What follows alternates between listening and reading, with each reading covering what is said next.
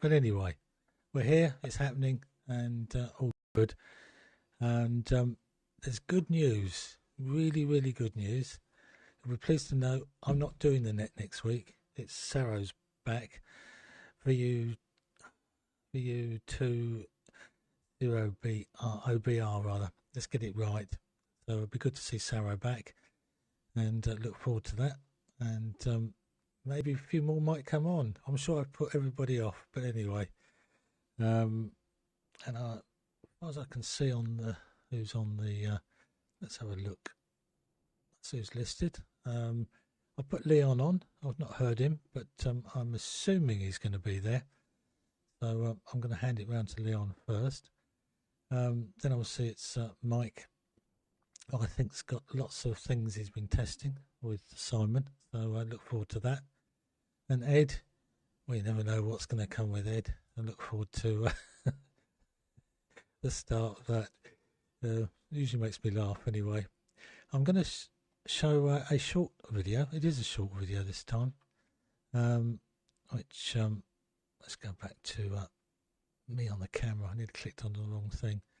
I thought it'd be good just to have a look back a little bit to how things sort of started off a bit, and I found a little video by VK3ZPA Peter in his early days. A lot of people probably have seen it. I hadn't, or if I had, I'd forgotten it. But I'll play that, and then I just found it very interesting. It sort of highlights how things have moved on so much in such a short space of time, really, and what we're doing now, and what it was in the early days. So let's start that and keep things going. And just to remind you, Saro will be back next week, so something to look forward to. Over to the video from G8KOE.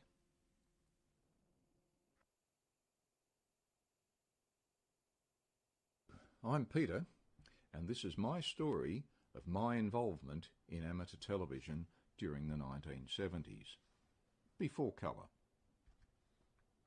But firstly, a little history. Around the 1930s, a number of individuals and organisations became involved in transmitting images via wireless. One such person was Gil Miles, 3II. He was involved with television and radio laboratories, and in January 1929 he transmitted pictures via 3UZ. Gil moved to Tasmania, became VK7KQ, and was the secretary, I believe, of the Tasmanian division for some time. So he was still an active amateur. Later he moved to Sydney and became VK2KI. There were other notable experimenters during that time. One in particular was Tom Elliott, VK4 Charlie Mike in Brisbane. Tom transmitted pictures from the old windmill tower in Brisbane and used the Baird system. The government, however, was not very happy about allowing television to start commercially in the country, and they had placed bans on the importation of television equipment. I think there were economic reasons for this. However, when the Olympic Games were mooted for 1956, they opened the regulations up to allow the importation of cameras and other items of equipment from the UK and other places.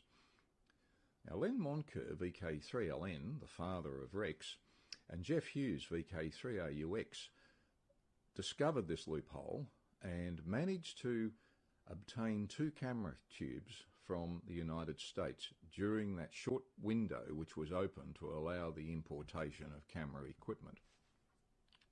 More about them later.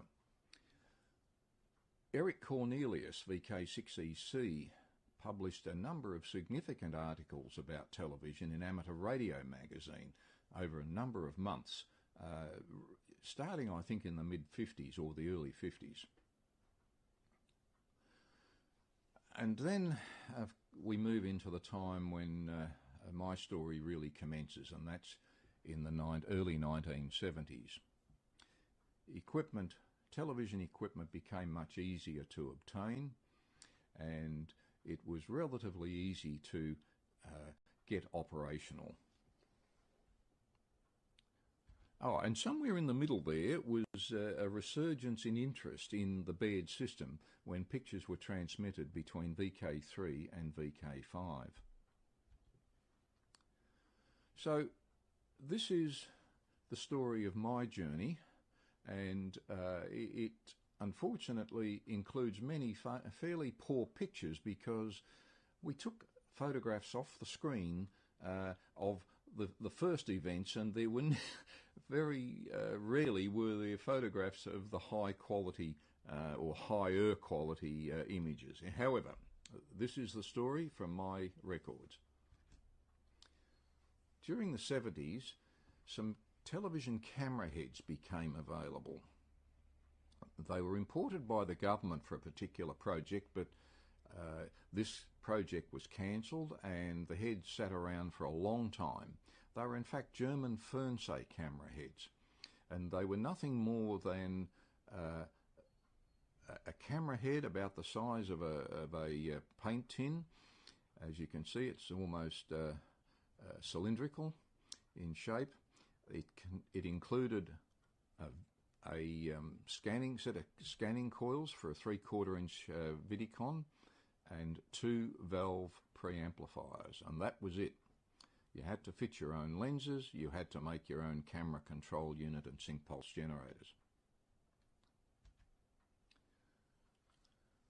I became involved because 2 or 3 other people had found out about these cameras and had obtained some, and they wanted some information on how to transmit on 70 centimetres. None of them had very much experience up on those frequencies, whereas I had.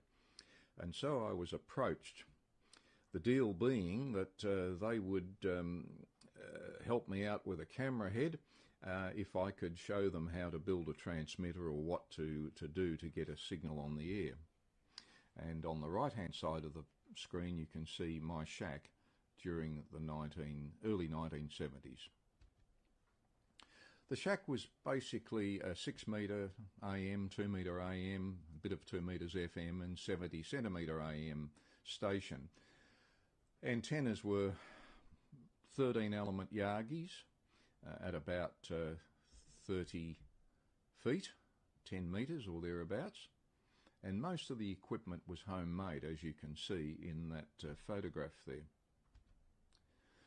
The transmitter for 70 centimetres was based on a design in the RSGB manual, except their design had a QO-320. I decided to move up to a more powerful tube, a QO-640, which I think I managed to get about 60 watts out of quite successfully, and it worked really well.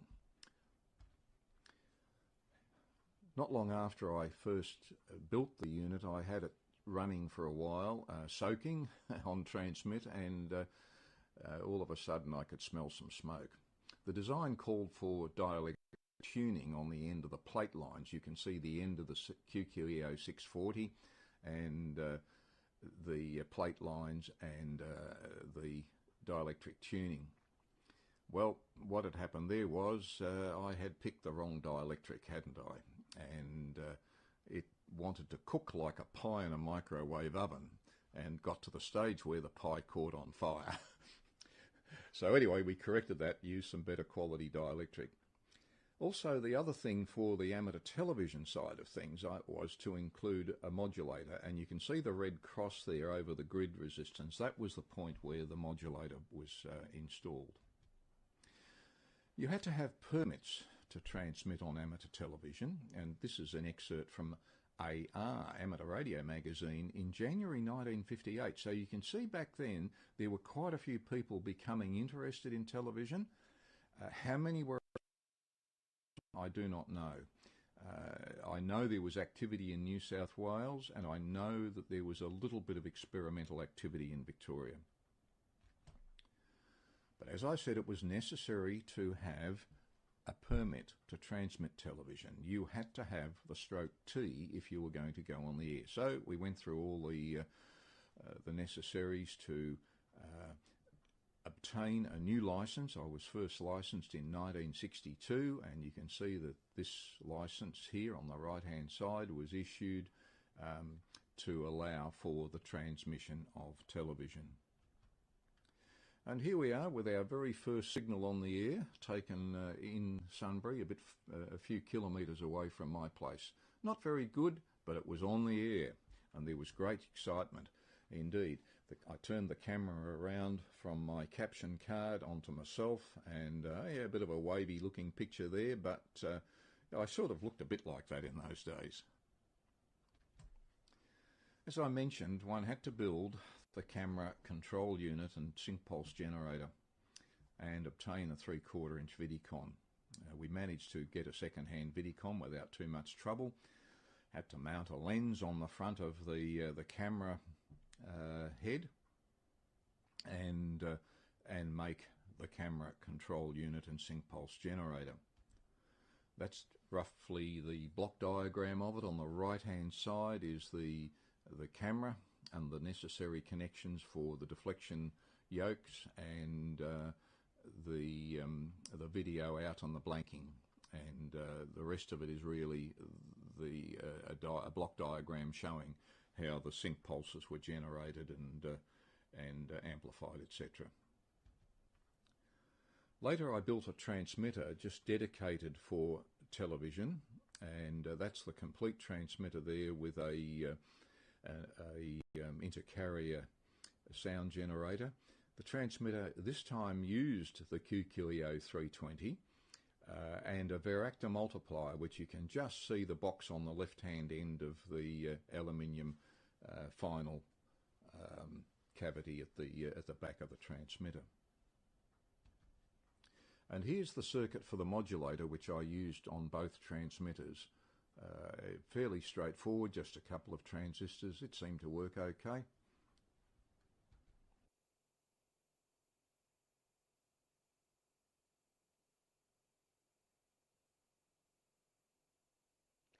Well, that's part one. There was a part two and a part three, but I won't play those now. Hope you enjoyed it as much as I did. It's worth looking back, I think. It's quite interesting. Anyway, I'll put it round to Leon. Hopefully you're there. Fingers crossed. And yeah, just a quick look. There's no one else has joined. So that's what we're at the moment. So right, I'll pass it over to you there, Leon. ZS1 Mike to take it. Golf 8 Kilo Oscar Echo.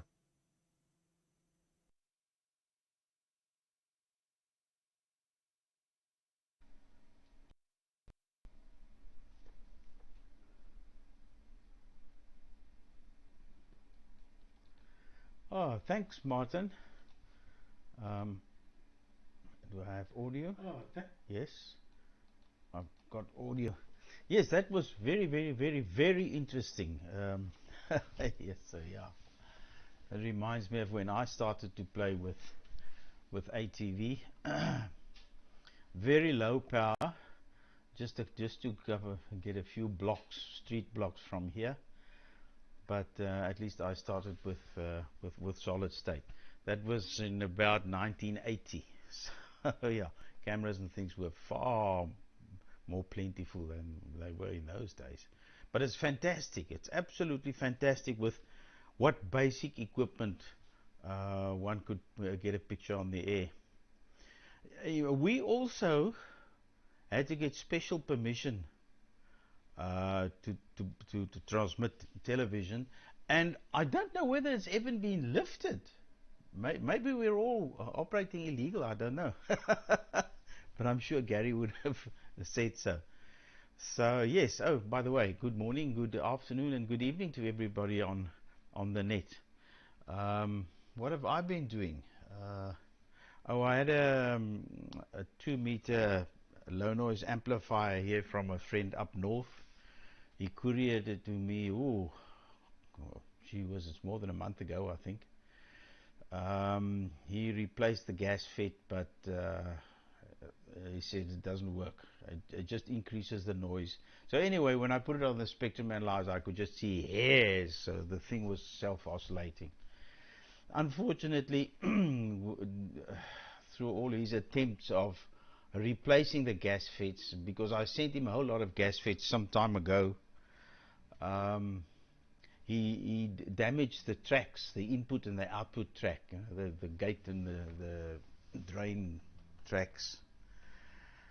So I did it with copper foil, stitched it a bit and so on, and I had to add 1 picofarad across the output line, and yeah, voila, there it's working fine. The noise figure is not too bad, and the gain is about 28 dBs or so. I had it on the noise figure meter here and checked it. So now I must just courier it back to him, and yeah, that was this morning's job. What did I do yesterday? Can't remember. I was busy. I was very busy. We are terribly busy at work at the moment, but hopefully only 2 weeks left. Then it all should come to an end, and then I'll be retired again for a while, which will be nice. Then I can carry on with my own projects. So yeah, okay, that's it from me. Seeing that it's such a short list, I may stand by for another one. So Mike, over to you. G0MJW for the group from ZS1 Mike.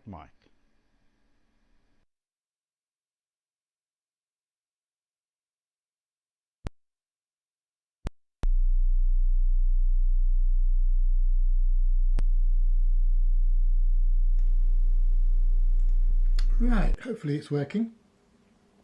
G0MJW. Thank you, Leon. This is SDR television again. I'm aware that it occasionally glitches, but all of those things seem to be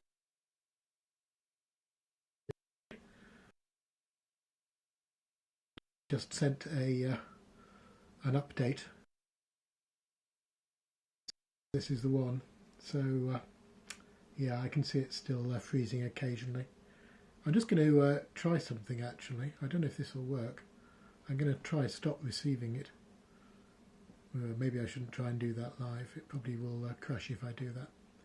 I'm just wondering if it's having trouble working on both transmit and receive at the same time on my computer. Right, anyway, all good. I don't really have very much to find a relay switching creation, but that was in KiCad. Apart from that, it's been work for the past week. So I will keep it short, but as you can see, transmit side is okay. The receive side, by the way, is flawless, or at least it was, on both of your transmissions, Leon and Martin. So that was good. No mini tuner here. Remember to watch that Pluto buffer. Yeah, I'm watching the Pluto buffer. 300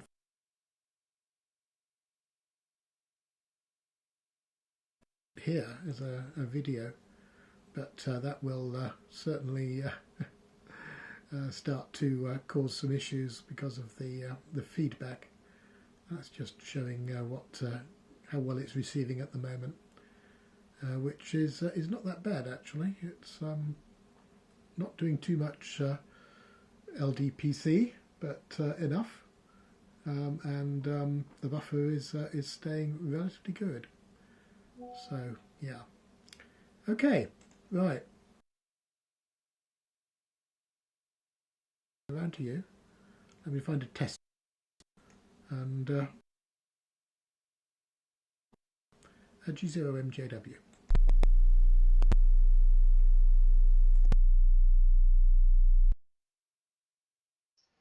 Pois é, pessoal. Tudo bem. É isso aí, pessoal. Eu vou com problemas aqui pelo devido seguinte, a esses eu tô problemas.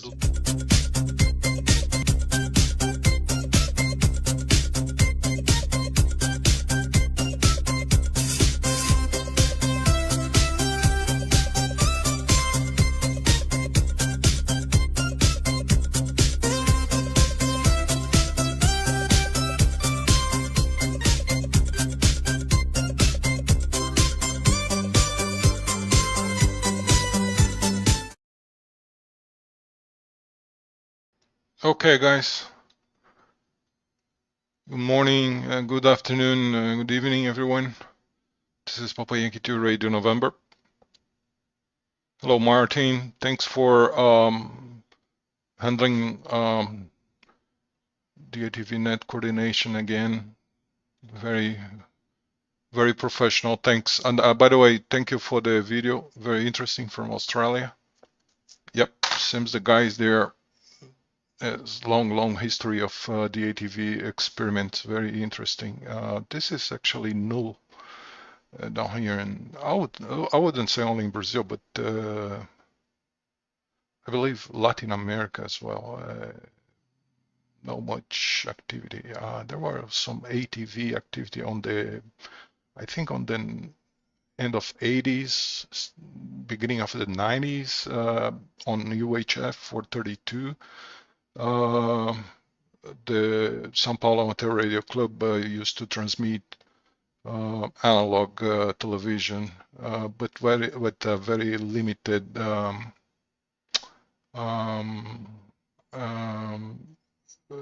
power and stuff like that. So, hello, Leon. Great transmission as well. Mike, yeah, I'm wondering, Mike, what kind of, I mean, what's your PC capacity? I mean, what is, yeah, your glitches on the transmission still exist.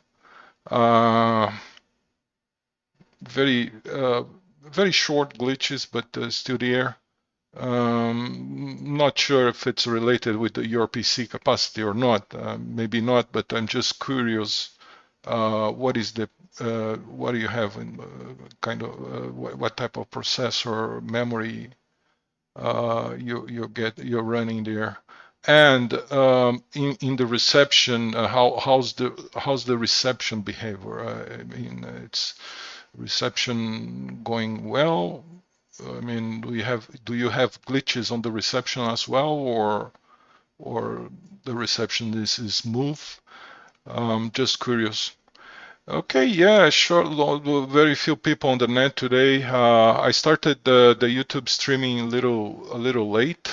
No, actually, I started, like I tried to start 5 minutes before, but I don't know, YouTube channel get very lazy and was not starting to stream on the usual DATV YouTube channel. So I start streaming to my own channel, which seems it was faster. So at the end, I just published 2 links. So we are transmitting both. I was not able to start the streaming on Facebook, which is a pity because last week we got 1,000 views on the Facebook streaming, much larger number than YouTube. Don't know the reason, but I was not able to start on Facebook. I don't know, maybe some network problems. Anyways, it's always a pleasure to be here online and live with you guys. I see someone is putting the name on the list. Okay, so I will not go back to Martin. Instead of going to Brian. Hopefully you get things ready there, Brian. I'm gonna pass to you Golf 6 Hotel Fox Sierra. Let's hear from you and see from you there. Hope everything okay. Well, weather here is absolutely gorgeous, although it's too hot. I mean, temperature going above 35 degrees, but blue sky, very sunny. And that's okay. I'm not taking temperature measurement from my PA. I got problem with my temperature sensor. I need to reinstall a temperature sensor on my PA, but hopefully it will survive with all this sun here on the ATV. It's because here it's near midday. It's 11:26 local time. Going to Golf 6 Hotel Fox Sierra, please go ahead from Papa Yankee 2 Radio November and the Worldwide DATV net.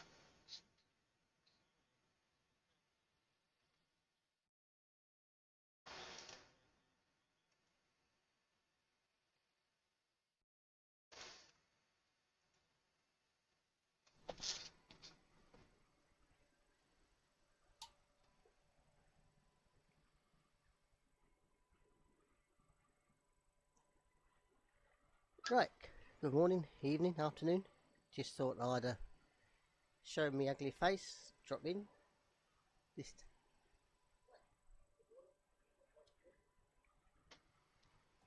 show I'm about. Not been too busy. Been trying to resurrect an old little laptop. But finding it fun to see what operating system's going to work. So I've just been fiddling with that. Yeah, I just got back in from having to pop out. So I thought I'd just come up and say good afternoon, etc. to everybody. And seems few people on today, but I suppose they've got other things doing. And yeah, not been on since Gary announced his happenings out there. Seems to be a bit of a disaster, to say the least. Anyway, I thought I'd just come up with this over to say hi and support the group and say 7 threes for now and hand it back to Martin, G8KOE from G6HFS.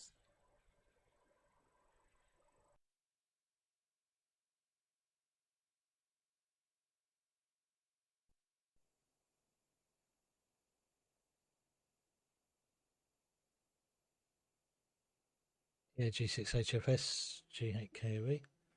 Make sure that I've got some sound, which is always good when hear someone come back. Yeah, when you're there, Mike, pictures are amazingly good. There's some dropouts with me. It's quite weird because, as I said, as I keep repeating, in OBS, VLC in OBS suffers with lots of POC errors on a number of stations. I get a few. Lots of others get a lot, and other people get none at all in there. But MPEG and RTMP, not RTMP, oh, brain's gone, the other one, MPV. They were both locking up fine, and the ride was locking up fine, so I don't know. It seems to be so many variables. I'm glad somebody else is able to crunch all the numbers, certainly not me. Well, it's a short net, so I'm going to actually play the second part of that three series videos, and at the end, if there's still people around, I'll play the third part and get it out the way in one go. But I'm pleased that Leon enjoyed it. Hope he's able to stay around for part 2. And I'll just remind you that Sarah is doing the net next week, and you're streaming. At the moment, there, Ed, I'm streaming on YouTube and on my SRT repeater is streaming up, and also on the BATC, all done with the encoder box at the moment. The Zoe Tech encoder box is doing that, but I've never quite mastered yet how you successfully start the YouTube stream nice and easily and sure that it's there. I started mine very early because I'm new to YouTube in a big way, but so it was probably streaming about an hour before the net started. So I'll leave it just running. I'll try and edit things down if it came over. So at the moment I'm receiving on a ride, putting it into my laptop, which is across the other side here, which is accessing the SRT repeater, which is using the Zoe box to shove it everywhere on the streams. Anyway, let's try another round, but I said I'll play the part. So let's see how we go from G8KOE. In last week's episode, Peter Wolfenden introduced us to the early pioneering television experiments of Australian radio amateurs from the 1930s to 1960s.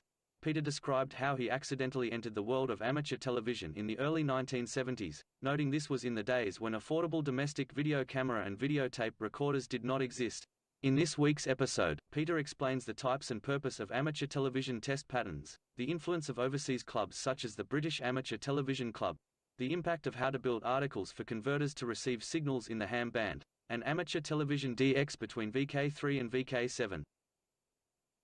Hello, I'm Peter, and this is my story of my involvement in amateur television during the 1970s, before colour. Test patterns became necessary for people to give you decent reports. It was very difficult, in my case, to get much more than about 300 lines, but we did achieve it. This was a commercial card from English Electric. I was into photography at the time and made a number of cards for different amateur stations around by just photographing the call signs on a piece of cardboard in the centre of the screen. This was my commonly used card, the first one.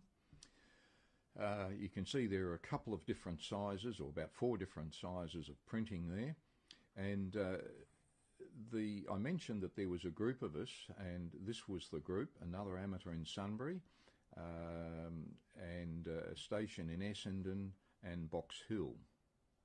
And this was loosely referred to as the Sunbury Amateur TV Group.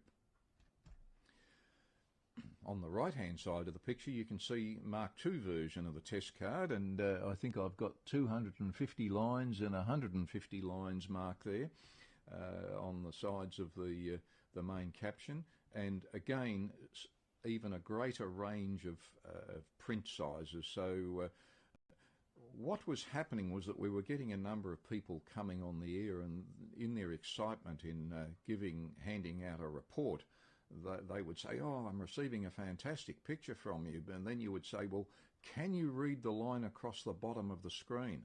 "Oh, yeah, I can sort of see something there, but I can't quite make it out." So the test pattern card became a good way of finding out just how well a signal a station was receiving. And here's just another one, a bit of variety, because when you're just transmitting captions most of the time, you need something else to look at. We used to run a technical link on 2 meters. That was a talkback link, 147.63, I think it was, if I remember correctly. And that was chosen simply because somebody had a crystal on that frequency, and or which would work on that frequency, and so the 4 of us set up 2 meter Vintons and what have you on 2 meters to talk back to each other. I joined the British Amateur Television Club, and they had a lot of good information. They published a regular magazine, which was of great interest to anybody interested in television. A5 magazine, the American magazine, became available to us here in small quantities. British Amateur TV Club was founded in 1949. A5 magazine started in 1967. And the BATC also published things on artificial television. Enough said. One big step forward was the design and publication of this converter. It had a major effect on amateur television right across Australia. Published in Electronics Australia, It was a simple design which anybody could build, and it worked. It worked really well. The only change I ever made to it was to put an extra low noise preamplifier on the front of it at one stage when I was trying to receive one or two other stations, but most of the time I would just simply use that converter as it stood and feed it, of course, into a normal conventional television set on one of the vacant channels. We made a visit to Channel 9's transmitter up on Mount Dandenong, and this was given to me by one of the operators up there. It's interesting to know in the very early stages, all of the television advertising done when the test patterns were running, and some of you may remember that, all of that emanated from the transmitter.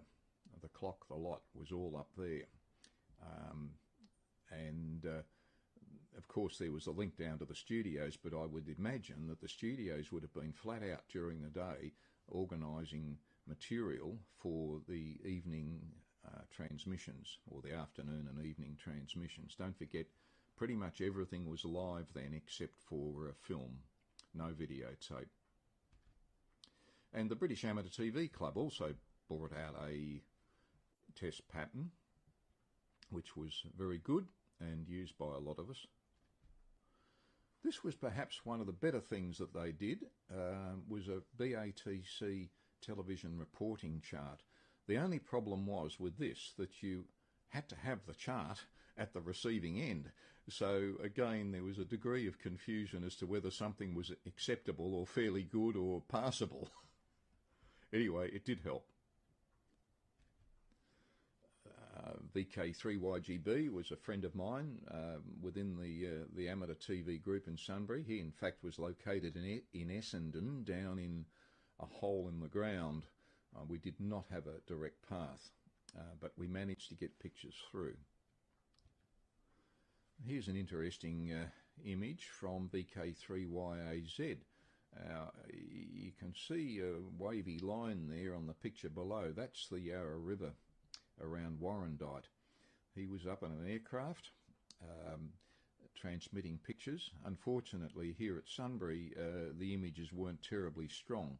On the other side of Melbourne, closer to the aircraft, apparently most people received almost noise-free pictures, but we were just a bit off the beam. I think the aircraft might have been flying in the wrong direction for us. Another friend from Diggers Rest was John, VK3YJB. He was actually located at the Army Transmitting Station at Diggers Rest and got very good signals through to this location. You can see the old Atlas television set I used as a monitor. I reduced the scanning a bit so you could see the full image size in the screen. And here's a very early picture, probably the first day that Peter put a transmission up, or the first time I received him anyway. Peter was the other side of Melbourne, so we were beaming directly across Melbourne, probably in the order of maybe 50 or 60 kilometres apart. Les Jenkins, 3J, at Frankston, one of his early transmissions. At the bottom right-hand corner, we can see a live broadcast retransmitted by Don, 3YV, from Forest Hill, also across Melbourne from me. Don was a technician at Channel 7, and this was a retransmission, I would think, of the ABC, dare I say, of their New Year's Eve concert. Don would run a few minutes of this each New Year's Eve. And you can see, complete with sound, you can see it was a magnificent image. Now we move on to some of the interesting DX. This was the first image I received from Winston 7 Echo Mike from Tasmania, from Penguin, in 1972. And this was the picture which he received from me. Again, noisy pictures, but they were there. And it was great excitement.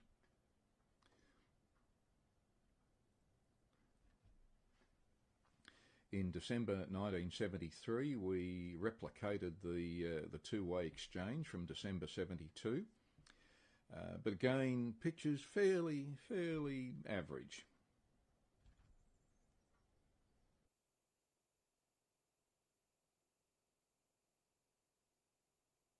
In next week's episode, Peter Wolfenden concludes his early amateur television adventures. That's part 2. So, there is a part 3, but we'll see how we go. Might put it on at the very end. Right, let's round you there, Leon, if you're still there. And I understand Mike's dropped out, so the net's getting smaller. So over to you there, Leon, from G8KOE.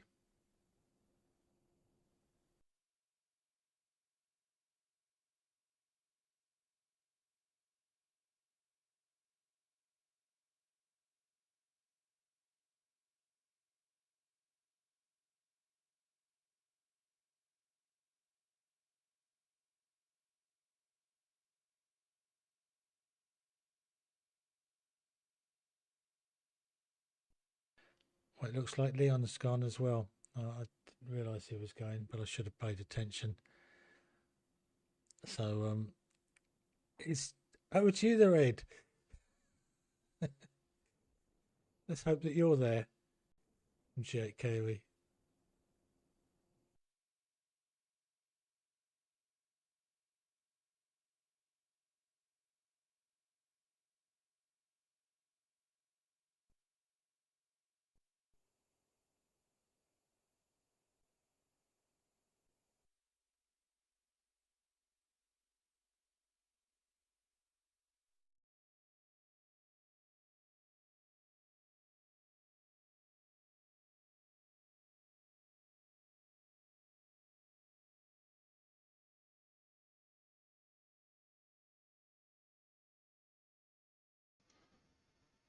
I'm here, Martin. I'm not sure about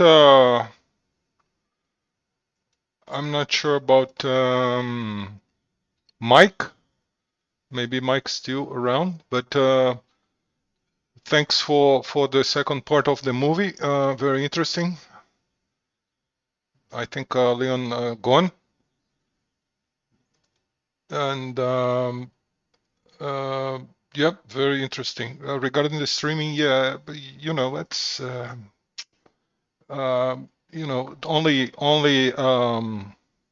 Gary Zulu 06 Yankee India. He's the highest professional, you know, for all those streaming, and there's no gaps when he do the streaming, and but for us, we are just learning. Martin, maybe after a few months we're gonna be better on that. But anyways, great net, short one, but thank you all. I'm gonna give again to Mike, Golf Zero Mike Juliet Whiskey. Not sure if he's still there. Just curious to listen about his system for SDR TV. And if Mike is not there, so gonna be with Brian, Golf 6 Hotel Fox Sierra. So Mike, back to you. Golf Zero Mike Juliet Whiskey from Papa Yankee 2 Radio November and the net.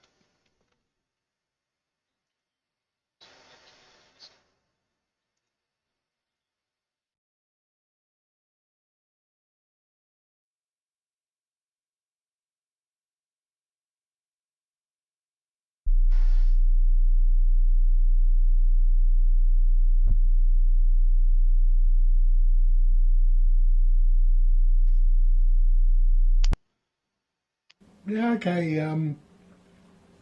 Ed, thank you.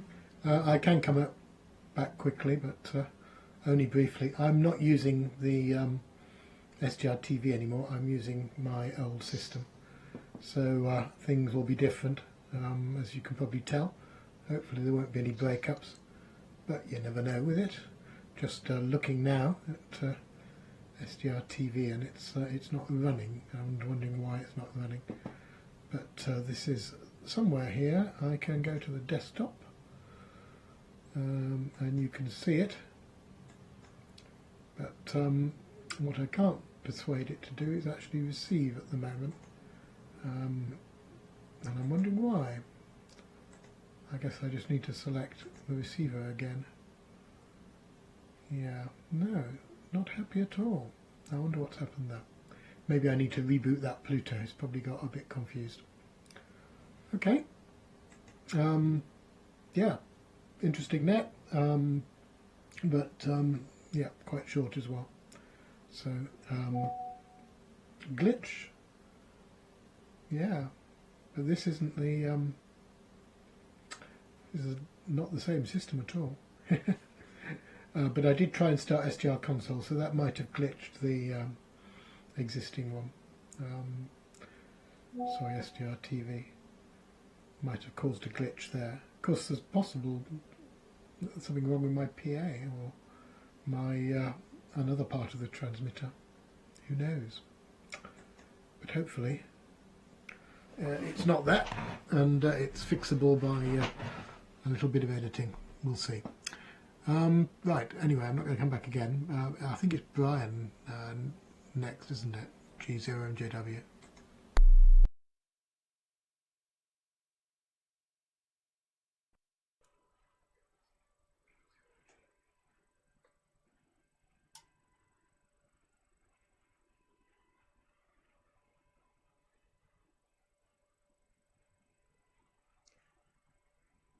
Yeah, okay. Thanks, Mike. G6HFS. Just mute that.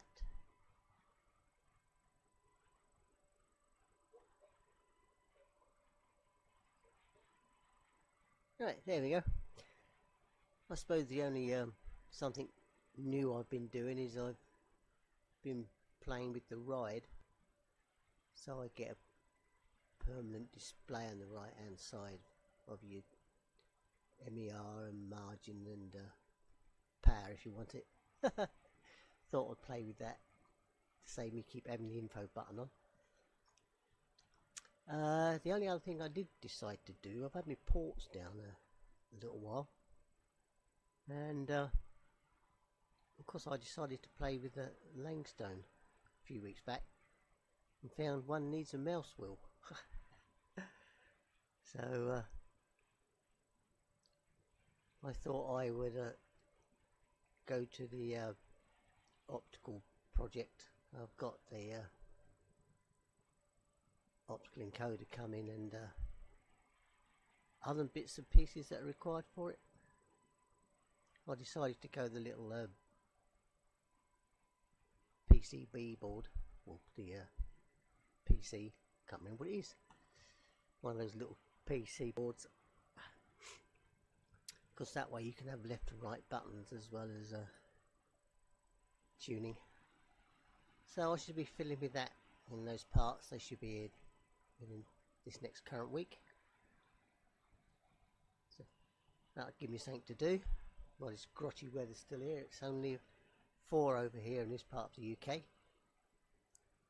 Right, I'll hand it back to Martin. I'll say 73s to everybody. Good afternoon. And as I've said to Martin before, I need to go to the canteen, getting a bit of a dry throat.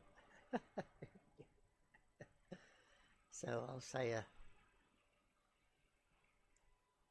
cheers for this week, and maybe on next week. So round to you, Martin, from G6HFS. Just put test card up.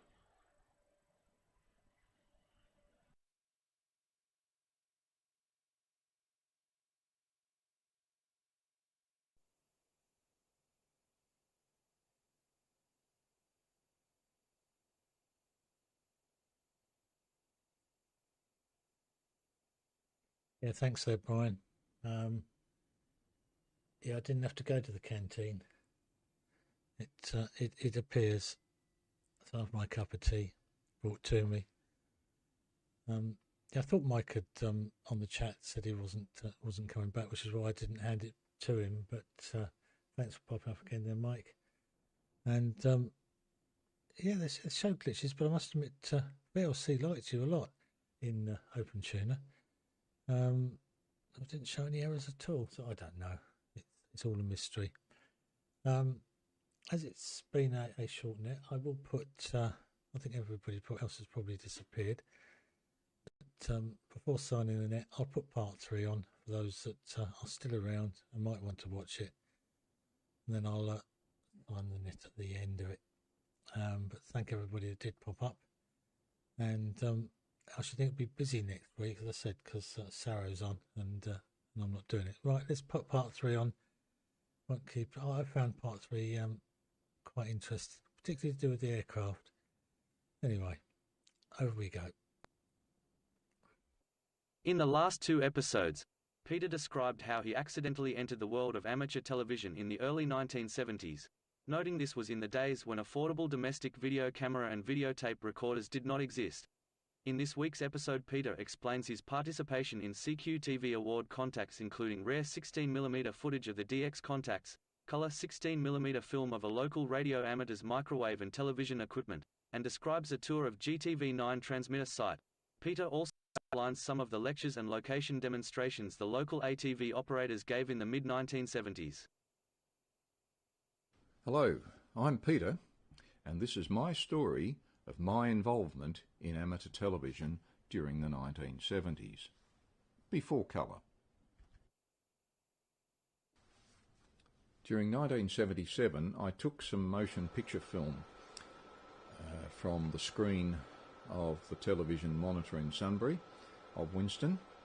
As you can see, they were pretty average pictures, but I thought they were wonderful. No video recorders available to me at that point in time, and this became quite a permanent record of what took place. Very snowy pictures, quite poor, but they were there.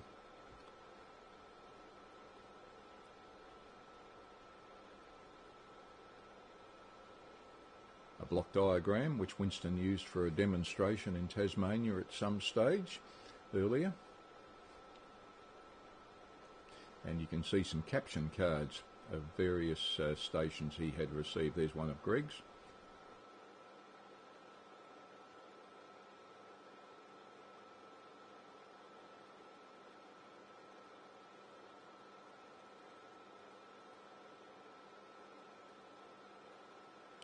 And then a few days later, this happened. Most of the time the camera is running continuously. I stopped it here for a second or two and then restarted. Watch the image.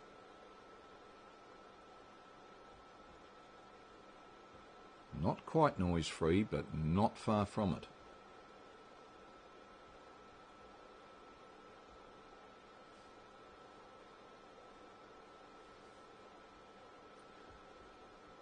One of Winston's favourite caption cards. You can clearly see, up in the top right hand corner, you can clearly see VK7EM, can't you?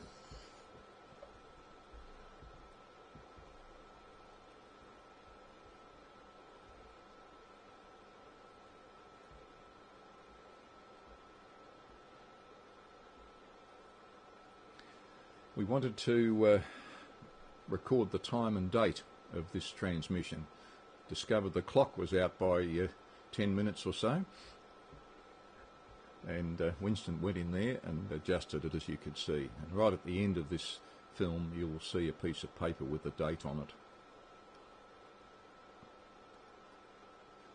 Conditions were obviously varying through the evening. My memory is that this lasted for about an hour, this contact. Back up again to a fairly strong signal. Bit of shutter problem there with the camera.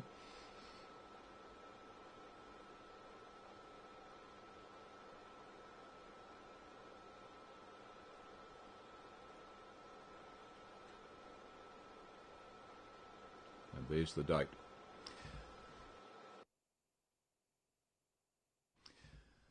All of this culminated in an award.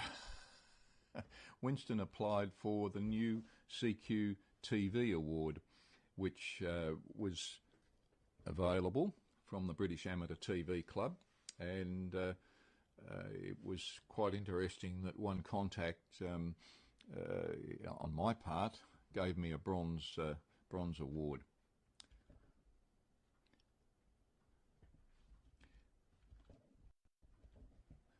VK3AUX is another interesting station on the Melbourne scene. Jeff was a dispensing chemist, and he had been playing around with ATV since the mid-50s. He had a location on Mount Dandenong. House was down in Caulfield, but the residence on Mount Dandenong, right up on the top. And here are a couple of pictures I snapped of his camera on the left and monitor on the right.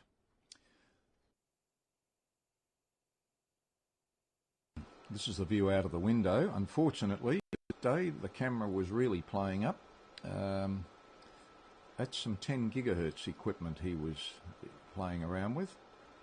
You can see the film was buckling in the camera. There's a close-up view of the camera, his television camera. Unfortunately all out of focus, but that's the way it went.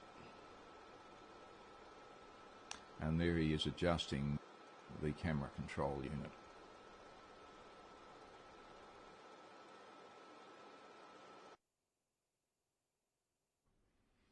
We also did a transmission to the WIA, the old headquarters building in Victoria Parade. This was a very tortuous path. In fact, I understand that the receive antenna at 3WI was quite a few degrees off a direct bearing to Sunbury, and we understand that the signal received there, which was not really great, but it was there, was bounced off the ICI building up the top end of the Melbourne city. And here is Greg, VK3YGB, explaining aspects of our system, and whilst I was standing near the transmitter rack in the same room during that lecture in 1973.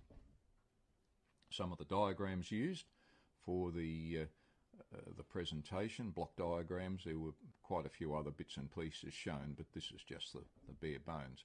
Also, there was involvement with the Diggers Rest and Sunbury Scout groups with amateur TV. Here you can see my picture as received by John Buxton, 3YJB, and a picture of his setup. I think this was actually at Dallas, so it was down near Glenroy area, I think. And there you can see my received picture, or part of it, and he's just getting ready to transmit his image. You can see the Scout's head on the monitor down below. Various other caption cards used for particular purposes. One was a Geelong demonstration. You could see a number of call signs there. We all went down there to Geelong to the Hamfest.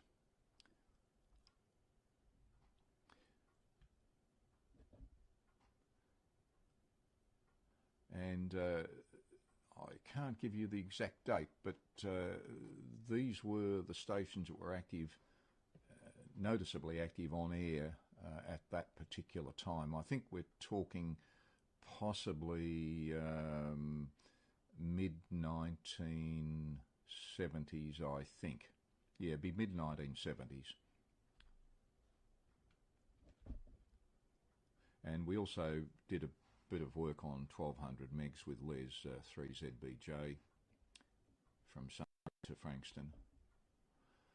Transmitted a few movies, silent movies mainly.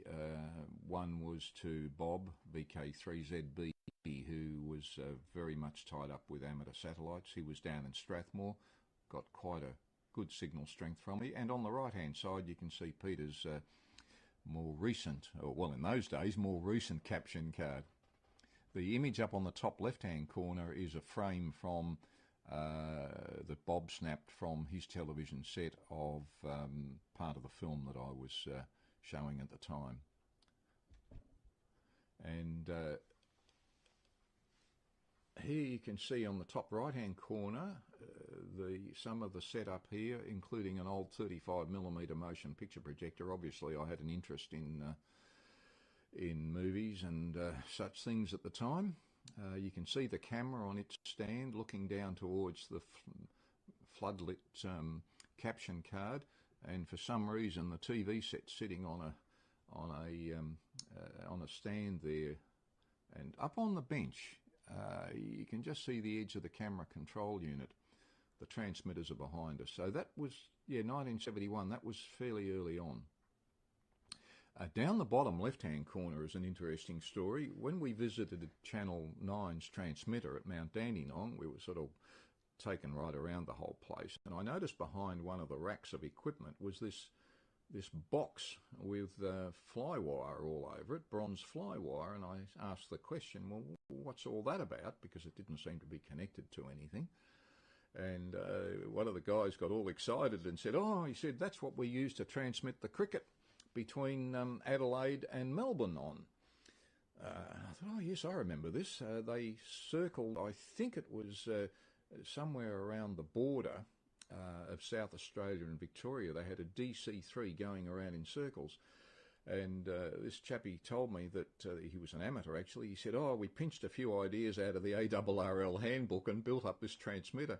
And what they were doing was receiving the signal from presumably Channel 9 in Adelaide. Maybe it was Channel 7 in those days. And they retransmitted it on an unused channel in Melbourne. And I think it was Channel 6. It was received at Mount Dandenong on Channel 6, piped down to the studios, and then sent back up again after it had been mixed with audio commentaries and whatever else, probably the advertisements. I just thought that was a great bit of history. In April 1977, the need for a stroke T identification was removed, and we all received a letter saying you can do away with your stroke T.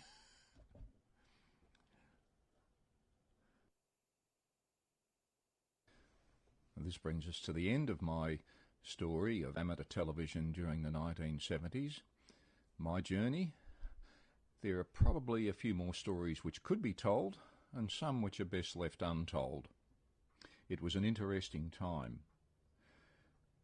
My logbook indicates that the last contact I made using amateur television was in January 1981 when I worked Ian VK7ZIE in Devonport, Tasmania. On the same page, I've noted that Channel 028 opened its transmitters in Melbourne on the 24th of October 1980 at 6:30 p.m. This presentation was put together in 2012 for the Macedon Rangers Amateur Radio Club and has been suitably enhanced by Ian VK3QL. I hope you've enjoyed this story. 7-3. Well, that's it. Part 3. Hope that was enjoyable. I enjoyed it anyway. Particularly found interesting about the aircraft transmissions and the burning of the transmitter. Well, this brings the Worldwide Net to an end for this week. Just a reminder that Sarah will be running it next week, and look forward to seeing you all. So the 7-3s from me, and for the band open, I shall be monitoring for a little while. But been a good net, even though I think so anyway. Well, I would say that because I was running it, but hope it wasn't too bad for you all. Jake KOE signing the Worldwide Net. 7-3s all.